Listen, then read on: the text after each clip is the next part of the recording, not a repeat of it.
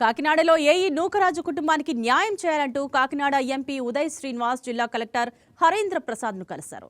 నూకరాజు మనవడు రియాన్స్ కార్తిక్ రెడ్డితో కలిసి కలెక్టర్ను కలిసిన ఎంపీ కుటుంబానికి సంబంధించిన ఆస్తులు, లావాదేవీలు బాలుడికే దక్కేలా చర్యలు తీసుకోవాలని విజ్ఞప్తి చేశారు. ఈ వ్యవహారంపై సమగ్ర దర్యాప్తు జరిపించాలని, కేసును సీబీఐకి అప్పగించాలని ఎంపీ డిమాండ్ చేశారు. సాదిక్ ఖాన్ పై వచ్చిన ఆరోపణలపై పూర్తి స్థాయిలో విచారణ జరిపి ఇంకా ఎవరైనా బాధ్యతలు ఉన్నారా అన్నది వెలుగులోకి తీసుకురావాలని కోరారు. మన కాకినాడలో ఇలా జరుగుద్దని ఎవరు ఎప్పుడూ ఊహించలేదు. అసలు సాదిక్ అనే ఒక వ్యక్తి, కనిపిస్తున్న ఈ చిన్న పిల్లాడు రియాన్స్, వాళ్ళ తండ్రి జగదీష్ రెడ్డి, అలాగే వాళ్ళ మదరు మన గవర్నమెంట్ ఎంప్లాయీ అయిన నూకరాజు గారు, వాళ్ళ భార్య అంటే వీళ్ళ తాత, అమ్మమ్మ నలుగురి చావుకి కారణమయ్యాడు. వీళ్ళ డాడీనైతే వాళ్ళ మదర్ చనిపోయే ముందు రాసిన లేఖలో స్వయంగా చెప్పారు. ముంబై నుంచి, కెనడా నుంచి కెమికల్స్ తెప్పించి ఆయన ఫుడ్లో కలపటం, ప్రోటీన్ షేక్స్లో కలపటం, ఇట్లా కలిపి ఆ అబ్బాయిని ఎప్పుడు హెల్దీగా ఉండే అబ్బాయి, వ్యాపారం చేసుకుని కుటుంబాన్ని చక్కగా చూసుకునే ఒక అబ్బాయి, ఎంతో ఆప్యాయతగా పిల్లోడి మీద ప్రేమతో ఉండే ఒక తండ్రి కిరాతకంగా చంపేశాడు.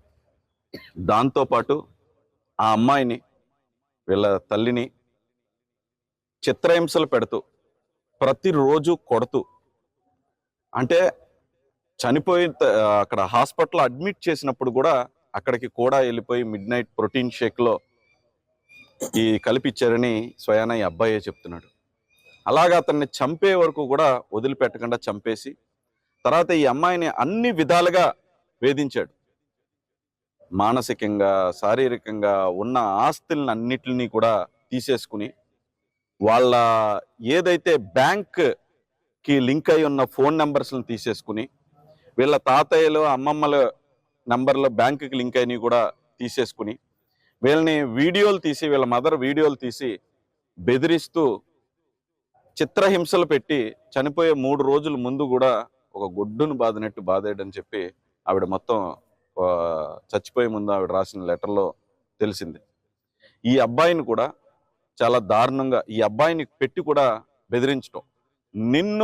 నువ్వు గనక ఎవరి దగ్గరికైనా వెళ్ళి చెప్పావు అంటే, ఈ అబ్బాయి చెప్పింది, నిన్ను టెర్రరిస్టులకి అమ్మేస్తానన్నాడంట. వాడు ఏంటంటే టెర్రరిస్టులకి తీసుకెళ్ళి అమ్మేస్తాను, నాకు మొత్తం అంతా కనెక్షన్స్ ఉన్నాయి, మీరు ఎవరి దగ్గర చెప్పినా సరే నేను నీ కొడుకుని టెర్రరిస్టుల దగ్గరికి అమ్మేస్తాను అని చెప్పి బెదిరించి, ఆ సెల్ ఫోన్లో 24 అవర్స్ ట్రాకింగ్లో పెట్టి టోటల్ ఇబ్బంది పెట్టిన తర్వాత ఆవిడ ఆస్తిని వదిలేసుకున్నారు. కుటుంబాన్ని అంటే హస్బెండ్ని వదిలేసుకున్నారు. తర్వాత చిత్రహింసలకు గురయ్యారు, మానసికంగా బాధపడ్డారు, అన్నిటిని తట్టుకున్నారు.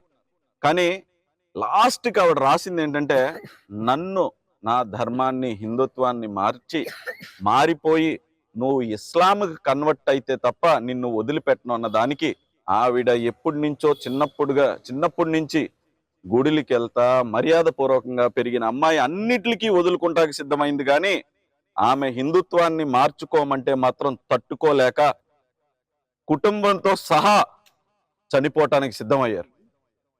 చనిపోయేటప్పుడు ఈ అబ్బాయిని ఎందుకు తీసుకెళ్లారంటే కూడా, బ్రతికుంటే టెర్రరిస్టులకు అమ్మేస్తాడు నా అబ్బాయిని మతం మార్పిడి చేసేస్తాడు, మారకపోతే టెర్రరిస్టులకు అమ్మేస్తానంటున్నాడు, నా ధర్మాన్ని నేను కాపాడుకోవటం అన్ని వదులుకున్నాను కానీ నా ధర్మాన్ని నేను వదులుకోను అని చెప్పి నలుగురు చావటానికి సిద్ధమైన తర్వాత ఫస్ట్ ఈ అబ్బాయి వీళ్ళ మదరు దూకారంట. తర్వాత వెళ్ళిన 4 గంటలు తిరుగుతున్నప్పుడు ఈ అబ్బాయి చెప్పింది ఏంటంటే, 4 గంటలు ఎవరో ఒక్క మాట కూడా మాట్లాడుకోలేదంటే, వీడు ట్రాకింగ్ చేస్తున్నాడో ఎక్కడైనా తెలుస్తుందేమో అని చెప్పి. తర్వాత వీళ్ళ అమ్మమ్మ, తాతయ్య దూకిన వెంటనే వాళ్ళు కొట్టుకుపోయారు. వీళ్ళ మదరు కొంచెంసేపు ఈదగలిగారు. ఈ అబ్బాయికి స్విమ్మింగ్ వస్తుంటే లాస్ట్లో అన్నారంట, అమ్మా నువ్వు బ్రతికి ఈదగలిగితే కనుక నీ ఫ్రెండ్స్ ఎవరి దగ్గరికైనా పారిపోవాడు, కంట్లో పడకుండా నా కళ్ళ ముందే నువ్వు చావటం నేను చూడలేకపోతున్నాను అని చెప్పిన తర్వాత 40 నిమిషాలు ఈ కుర్రోడు ఈదుతూ ఉండగా బోట్ వచ్చి ఇతన్ని కాపాడింది. ఈ అబ్బాయి పాపం మాస్క్ వేసుకుంటుంది, మీడియా కనపడకూడదనో ఏదో లేదు, భయభ్రాంతులకు గురయ్యి నువ్వు ఎక్కడైనా కనిపించినా ఎవరికైనా చెప్పినా నిన్ను టెర్రరిస్టులకు అమ్మేస్తాను, ఏంటంటే టెర్రరిస్టులకు అమ్మేస్తాను అని చెప్పి బెదిరించడం వల్ల ఈ చిన్న పిల్లోడు భయపడ్డాడు. నాకు ఎప్పటి నుంచో అందులో లేఖలో రాశారు, ఎంత నమ్మకం ఉంటే ఎంతమంది ఉన్నా సరే ఈ లెటర్ని ఎంపీ ఉదయ్ గారికి, ఎస్పీ గారికి